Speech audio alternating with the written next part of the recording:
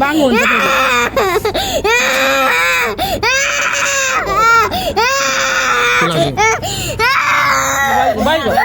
हल्लिएपछि दुईचोटि गर्नै पर्छ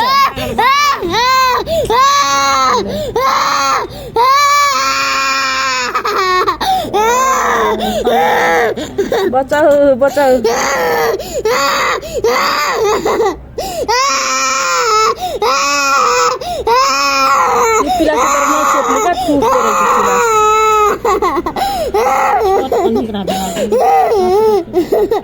एक आनामा बनाउनु दुई आना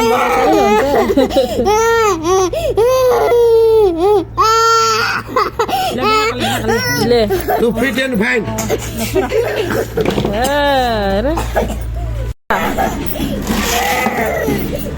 चकलेट खाने चकलेट खान्छ ल ल ल बिचरा ल ठिक भयो है।